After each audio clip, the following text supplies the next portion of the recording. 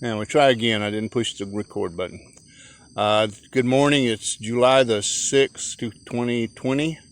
It's a beautiful day here at Frogjaw. It's rained a lot this spring and summer, so everything is very green and vegetative.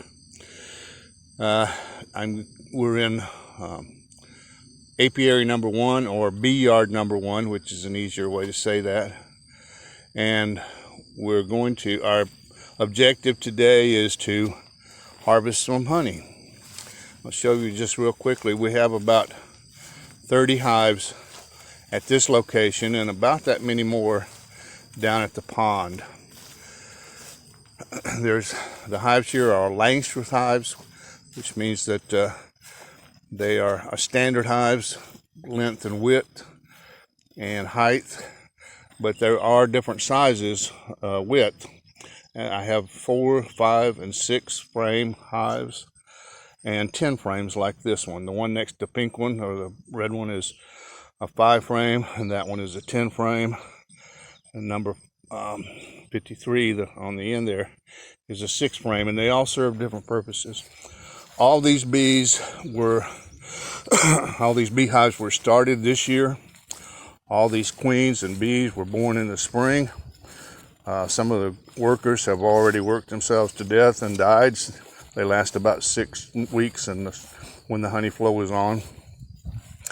And they're all new except for this hive and the other tall one down there. And they were last year's bees. They started off just like that.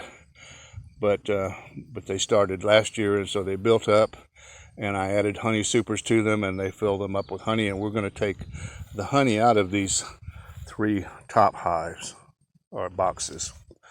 And what I'm going to do first of all, here's my lovely assistant Sue. She's going to be giving me a hand today. She's all bundled up there. I think she'll be safe. And what I'm going to do first, before I hand the camera to her, excuse me, is I'm going to remove the top of that hive, and I'm going to put this on it. This is called a fume board or a vapor board, and it's basically just a box with felt on the inside. And I'm going to spray that felt with this solution. It's called Honey Bandit, but they make several brands of it. And it doesn't hurt the bees, but it makes a smell that they really don't like. And so when I put this on the top, it's going to drive the bees from the top down into the bottom. And then I'll be able to take the honey off without having them be covered with bees. Okay, so when I do that, or while I do that, I'm going to or after I get that done, I'm going to let Sue take the camera and record it as we go. Okay. You recording? Yeah. Okay, so I've taken the top off of it, and I've put the fume board up there for a few minutes, and I've also kind of smoked them, which also helps control them a little bit. They think their house is on fire and they fill up with honey, so if they have to leave, they can start over again with some food. And so we're down to the honey part. And there's 10 frames of honey in this, and this is what the honey looks like. It's pretty, it's clear, and it's this one was on the outside, and it's not quite full over here, but all the rest of it is full and capped. Now, excuse me, because those frames, or this box full of honey weighs close to 50 pounds, because the honey is about 35 pounds, and then you've got all the wood that goes with it. So it's very heavy, and I'm not as young as I used to be, and so I don't try to pick up the whole thing. I'll take frames out of this until I get about half of them out, and then I'll move the box.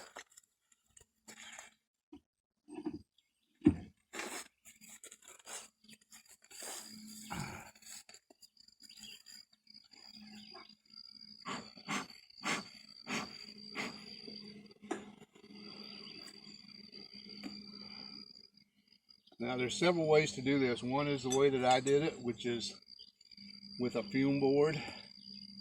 Another way is to brush the bees off with a bee brush, like this. If there's a bunch of them on there, you can just brush them off with a bee brush like this. And then another way is you can put a one-way door in between these, and when they go down they can't come back up. So after a few days they've all moved out, and then you can take it off.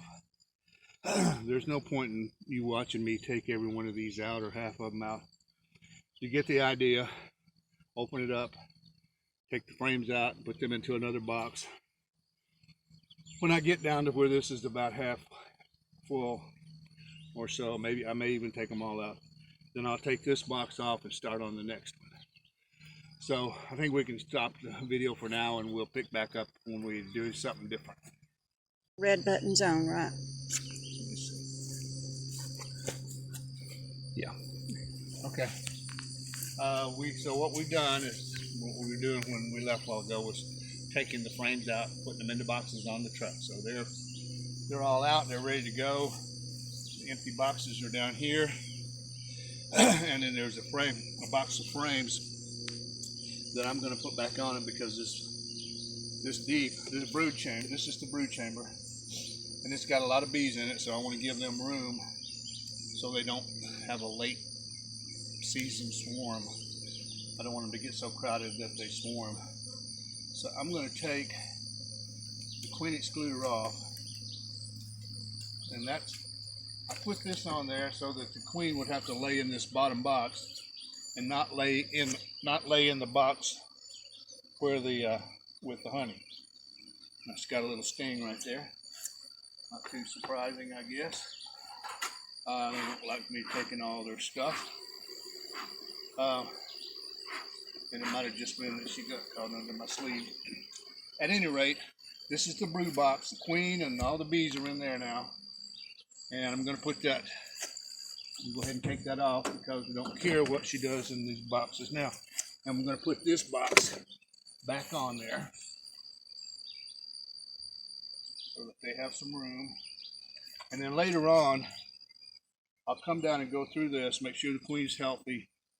And probably if she's really packed in there, I may do what's called a split, where I take the queen and half the bees, put them in another box, put a new queen in there for them, and let them begin again, just like all the rest of these hives down through here.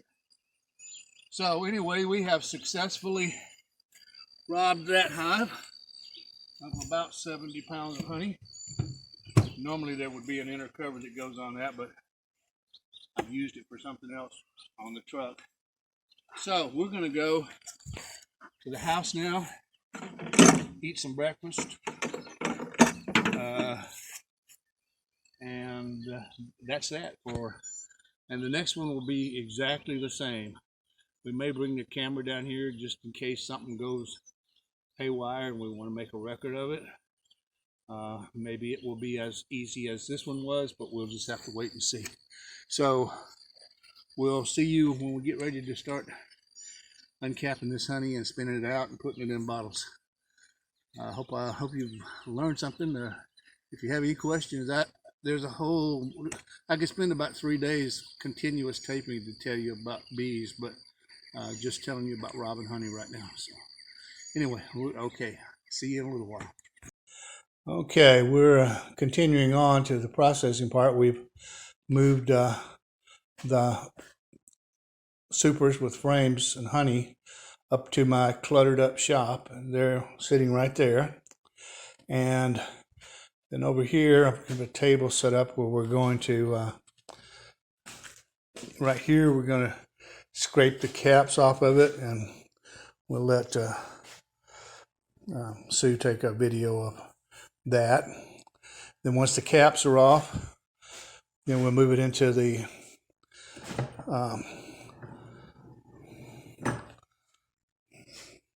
extractor, and we'll spin the honey out of the cells, and it will go down into that honey trap, and then down into a strainer, into a bucket. And the same situation over here. Once that one gets full, we'll move over to this side. So basically it's just a 4-part process. First part is to uncap it. There are several ways to do that, but I am currently using just a decapping comb. You can do it with a knife, electric knife, all sorts of things. Once the caps are off, then it's extracted or spun out, and then it's filtered, or not filtered, but strained. And once it's strained, then we'll put it into bottles. So that pretty much is the process. And I'm going to stop now, and we'll get some honey up here and get started. So I'm going to turn the camera over to Sue. Okay, now as I said, the first step is to remove the cappings, the caps. That's just the top of the cell. So, and currently I'm using one of these decapping combs. And basically I just scrape the caps off of it.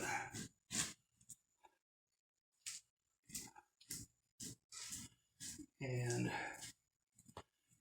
once I get all the caps off, then we have years ago when I was helping Dad, before he got some beekeeping equipment like a electric knife and a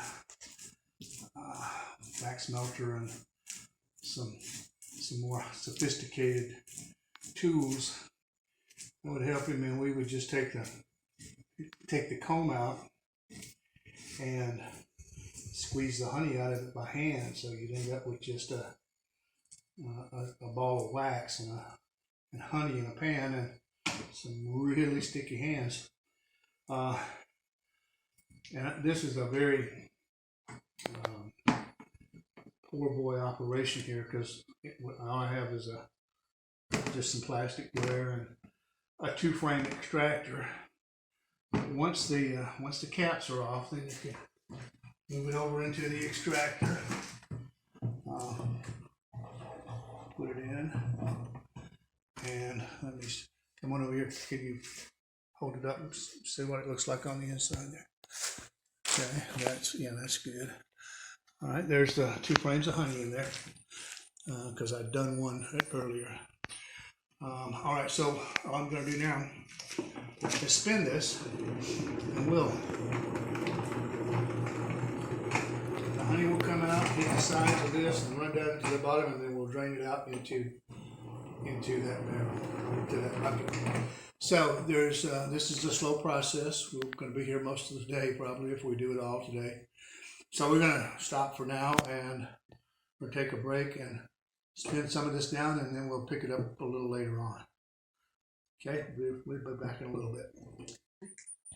Okay, so Sue has uncapped some, and I've been spinning it, and just quickly, you can see that most of what's left in there is just clinging to the comb. It's not in the cells.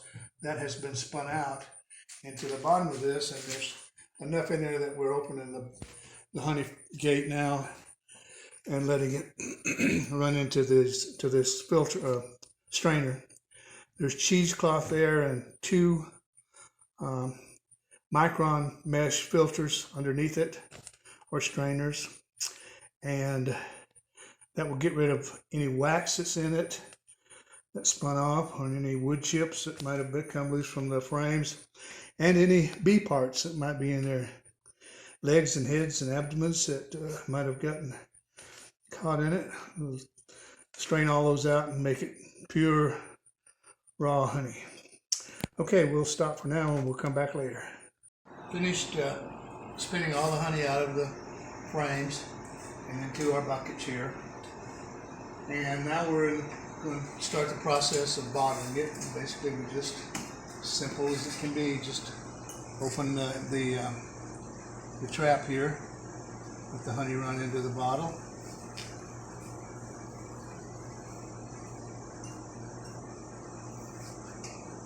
Just takes it a few seconds. Try not to do it too fast so I don't make a huge mess, but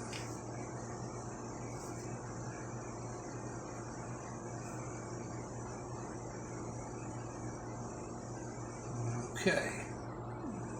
All right. And then we put a cap on it. And there we go.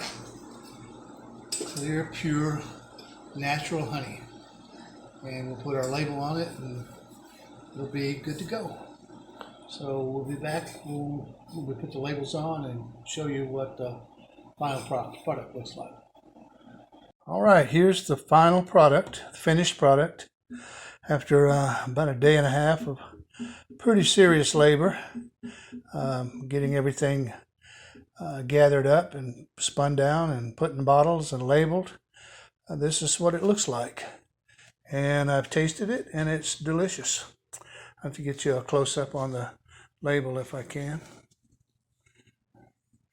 There you go. Pure American honey, Frogjaw Farm, Hamilton, Alabama. All right. Thank you all for watching, and I know this is not a very finished production because it's my first time to make a YouTube video, but that's all she wrote. God bless. Have a great day.